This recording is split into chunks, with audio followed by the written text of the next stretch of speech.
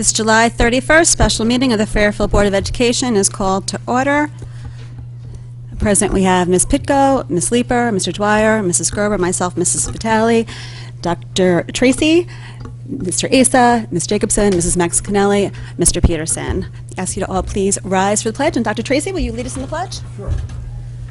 I pledge allegiance to the flag of the United States of America and to the republic for which it stands, one nation, under God, indivisible, with liberty and justice for all. Hi, everybody. Thank you for coming out on a rainy summer night. Welcome back, Dr. Tracy. Thank you. Nice to have you with us. Still got my sticker from 3 years ago. All right. It's a summer meeting, so I've been dared to be quick. Mr. Asa is really just putting it down that it's a special meeting and we got to move. So let's get to it. Approval of the recommended science textbooks for AP Biology and AP Chemistry. Recommended motion that the Board of Education approve the recommended science textbooks for AP Biology and AP Chemistry per the memo dated June 17th, 2019. Can I have a motion? Ms. Pitko, seconded by Mr. Dwyer. Any questions or discussions? Do you have anything? Chief Academic Officer describing the process. No, Mike. Oh, sorry. You have a memo from Mr. Cummings, our Chief Academic Officer, describing the process leading to these recommendations. He's here tonight to answer questions if you have any. Does anybody have any questions for Mr. Cummings? Mrs. Max Canelli? And I will say this, these questions are more in the interest of any members of the public who are interested in this. So I'm perfectly satisfied with the recommendation of the staff, but just to Mr. Cummings, in quick order, when you talk about the books as being the most often recommended by other teachers in AP, can you explain the source of where the recommendation comes from? Yes, good evening. Mike Cummings, Chief Academic Officer. The source of that recommendation comes from the AP Biology community of teachers. Which, my point being, if anyone were looking to look it up, they could see. It would come, well, it came from internal discussions among the teachers online with their colleagues from other schools. The recommendation sent to their online community. Okay. And then regarding online, the details, because what we have heard so much from our recent curriculum reviews regards having authentic, up-to-date material at all times, and I was wondering if you could just give a couple of details of examples of what these online resources provide for the two books that won't be found in the textbook itself. Okay, great. The online resource. Absolutely. The online resources for both the AP Bio and the AP Chemistry texts are aligned to AP study materials to help students prepare for the exams throughout the course of the year. So essentially questions that mimic those that they will encounter when they take the exams. And by virtue of it being online, obviously, then it can be easily updated and we just continue our access. That's right. That's right. Okay, thank you. Any other questions? Thank you, Mr. Cummings. Seeing none, back to the board. Yes, it's a special meeting, but being this is a voting item, we'll go to the public. Any public comment on this motion? Seeing none, back to the board. All in favor? Ms. Pitko, Mrs. Leeper, Mr. Dwyer, Mrs. Gerber, Mrs. Vitale, Mr. Asa, Ms. Jacobson, Mrs. Max Canelli, Mr. Peterson. Motion passes 9-0. Okay, moving on. Update on Osborn Hill roof repair. You may recall in the spring, Dr. Jones shared that the Osborn Hill roof was sprouting some leaks. Staff was doing some repairs at that time. The roof is under warranty. The situation has worsened, so I'm going to ask Dr. Tracy to give us an update on that. Okay, thank you. And our Executive Director for Operations, Mr. Papageorge, is here as well to answer any questions that you might have. You do have a note from me from Monday, July 29, that pretty well brings you up to date on the situation. As the chairwoman mentioned, the leaking problem became progressively worse over the spring and into the early summer, to the point where it was decided that we really couldn't get through the next year without doing some serious repair work, not simply, buckets and leaks and things of that sort. The only two things I would add subsequent to my note before we take your questions, we have a schedule now with the Silktown Roofing Company that will begin on Monday. So I was able to inform Mr. Calabrese at the Recreation Department that we will not interfere with their camp, which ends this Friday. They will start on August 5th, and they expect to be done August 16, a full 10 days before our teachers come back.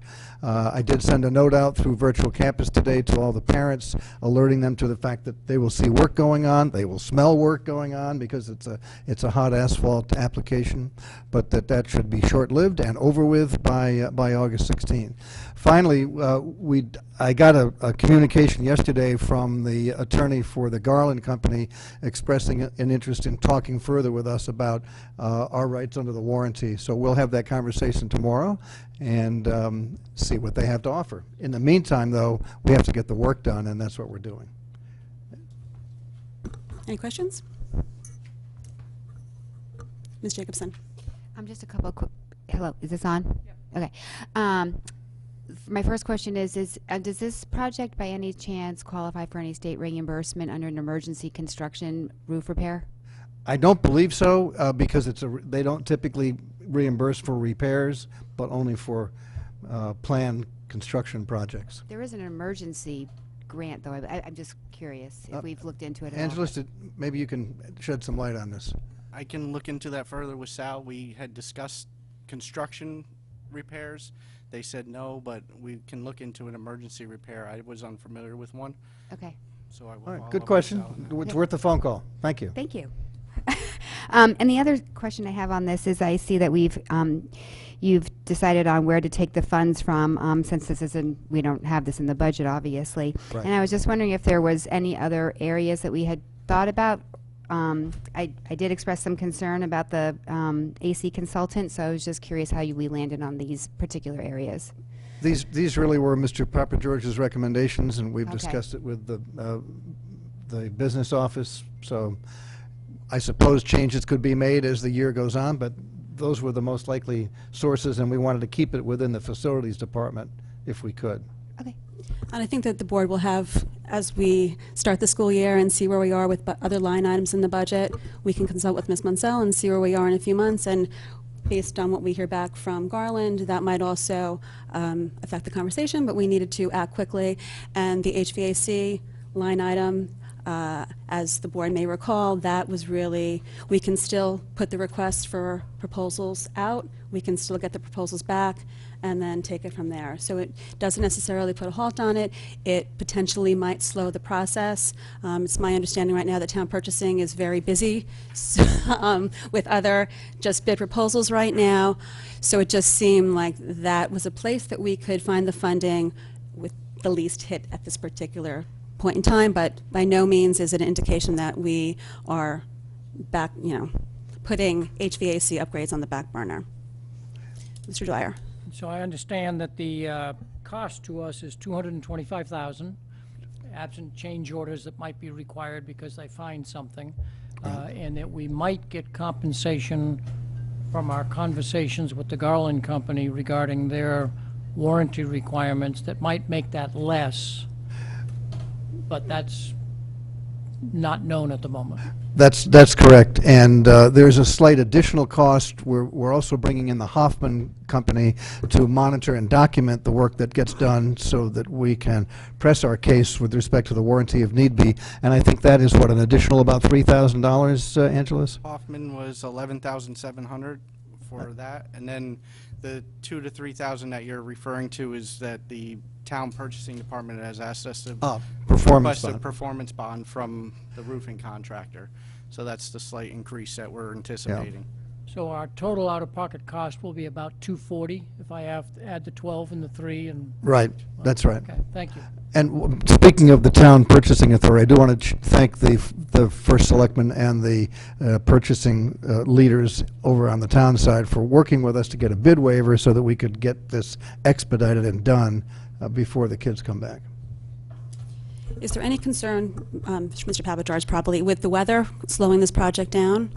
Not at this time, because we haven't started yet. They're going to start ordering materials and start doing prep work next week, like Dr. Steve said. After that, there will be weather. If it rains while they're working, they cannot work, but they're not anticipating the full 10 days needed, so they're anticipating to have some weather days in there. Okay, thank you. Any other questions? Okay. All right, and we'll be, if anybody has questions after the meeting, just please forward them to me and I will get them to Dr. Tracy or Mr. Papa George. Thank you. Thanks, Ed. Okay, moving on, discussion and possible action on the election of the superintendent of schools for the Fairfield Public Schools. Okay, just to recap how we got to this agenda item, Dr. Jones notified the board at the end of January that she would be accepting a position as a superintendent of schools in Greenwich. Her last day here in Fairfield was June 30th. Upon hearing that news, the board quickly sprung into action and began our superintendent search. In February, we put out a request for proposals. We invited 4 search firms to come in and present to the board. After interviewing all 4, we retained Hazard Young Attia Associates. They went on retainer at the end of March and got right to work. In April, they conducted a number of focus groups within the community, a number of personal interviews with key stakeholders, and hosted an online survey to get community feedback on what we were looking for in our next superintendent. 1,097 people completed the online survey, and 154 people participated in the focus groups and interviews. Students were interviewed, teachers, administrators, community leaders, union representatives. So we think that we got a good cross-section of our community. The LEAP leadership profile was presented to the board and the community in a special meeting at the beginning of May, and that was used to recruit candidates and was used by the board as we began our interviews. Based on the feedback from the community, we wanted our next superintendent to create a climate of mutual trust, have a broad understanding of educational research and best practices, set high expectations for all students and staff, and plan to manage for the long-term financial health of the district. HYA followed up on 55 leads. We had 23 applicants for the position. They came from as far away as California. We captured applicants from 12 states. Guided by HYA, the board invited back 6 candidates for initial interviews. Those interviews started at the beginning of June. We spent hours with each candidate. It was a national search. From that candidate pool, we narrowed it down to have 3 back for a final round of interviews. These interviews got a tour of our school, the town, and met for another long round of interviews with the board. And from those 3 candidates, we narrowed it down to 1. And with that, I would like a motion to elect our next superintendent. The Fairfield Board of Education hereby moves to elect Michael Cummings as the Fairfield Superintendent of Schools pursuant to Connecticut General Statutes Sections 10-157 upon the condition that Mr. Cummings executes or has executed the contract of employment that is simultaneously approved by the Board of Education, and upon the condition that Mr. Cummings possesses all certifications and other requirements of the state of Connecticut to serve as the superintendent of schools. Should Mr. Cummings fail to possess said certifications and/or qualifications, the superintendent's contract shall be deemed null and void. The board further moves to delegate the board chair the authority to execute the contract of employment on behalf of the Board of Education. Can I have a motion? Ms. Leeper, second. Mr. Asa. We usually don't discuss personnel matters, but I'm going to make an exception in this case, given hiring the chief executive officer of our school district is a big deal. So I'm going to let the board have a moment to speak. I'm going to start with Ms. Leeper, being that she made the motion. It really is my pleasure to make the motion for Mr. Mike Cummings to be the next superintendent of Fairfield Public Schools. From our first interview with Mr. Cummings, as Mrs. Vitale described, a very competitive process, he immediately grabbed all of our attention and interest in hearing more about his vision for Fairfield should he become our superintendent. This wasn't surprising, given that from the very first time I met with Mr. Cummings, I was enthralled by his thoughtfulness and commitment to ensuring that all of the district's educational practices are student-centered.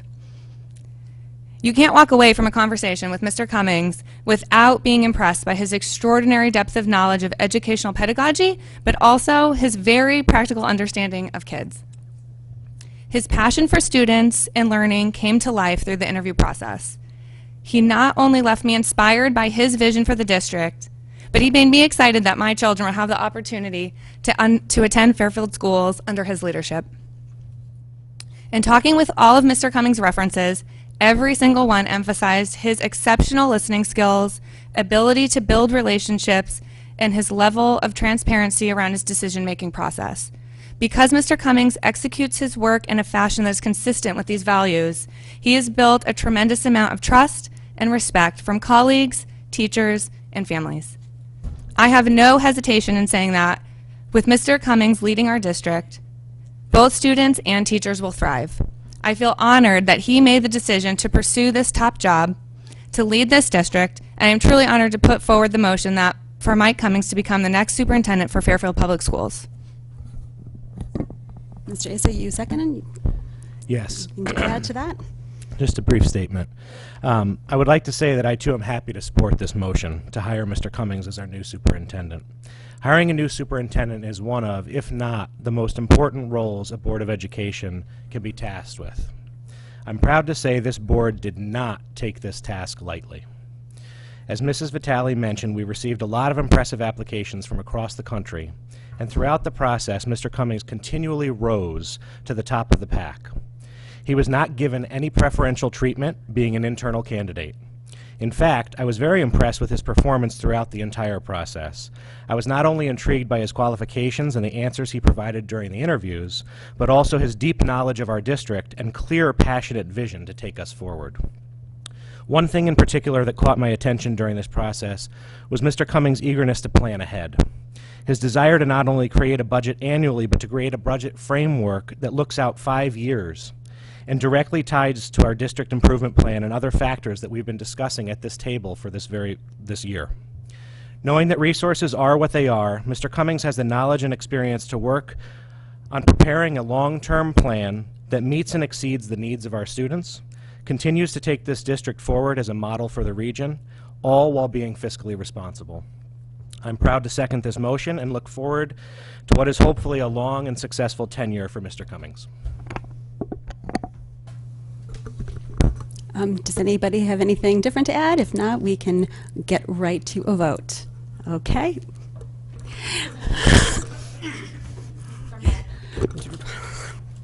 I'm going to waive the reading. What? As read. I'm not going to read it again. The motion as read. All in favor? Ms. Pitko, Ms. Leeper, Mr. Dwyer, Mrs. Gerber, Mrs. Vitale, Mr. Asa, Mrs. Jacobson, Mrs. Maxicanelli, Mr. Peterson. Motion passes 9-0.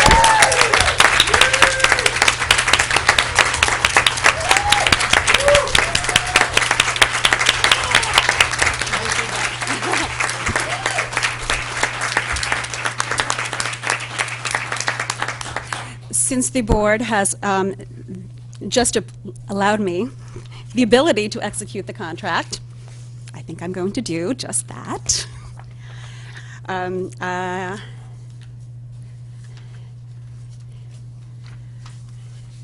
see, is this the one? What? I have the signed one. Actually, while I find the signed one, I'm going to invite Mr. Cummings to come up and hopefully tell us that he's still interested in this job.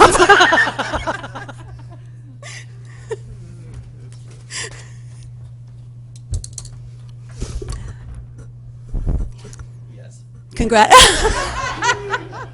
Thank you. Congratulations. Thank you. I have a couple things I want to say, if you don't mind. Absolutely. Sure. First of all, thank you. I'm just deeply honored and humbled to be the next superintendent of the Fairfield Public Schools. My greatest appreciation to the Board of Education for the demonstration of faith in my ability to work with them to lead this great school system. I did have a front row seat to the effort and care that they made in this search process. Participating in that process, I was confident they would select the best person for the position, and if it was not me, I trusted our school would be led well by whomever they chose. Of course, it was me, so congratulations on your wise choice. The Fairfield Public Schools are an exemplary school system, and I become superintendent as the beneficiary of the great work that has taken place before me. Challenges, of course, await us.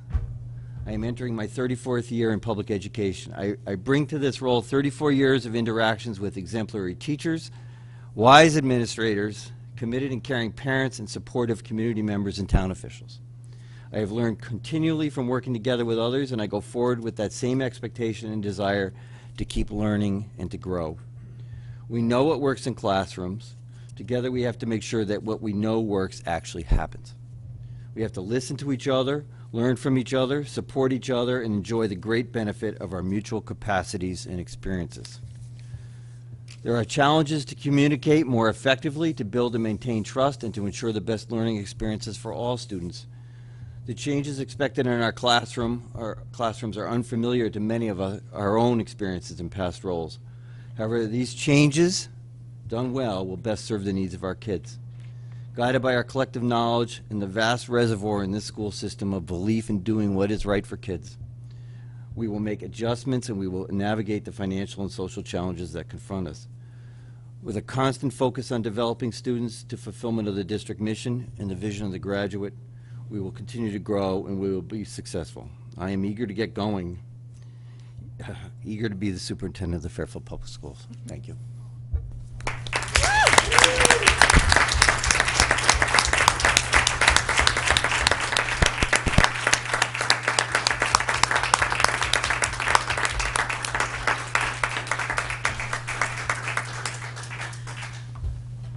I found the contract.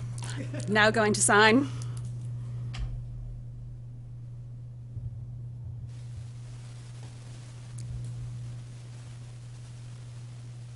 Okay.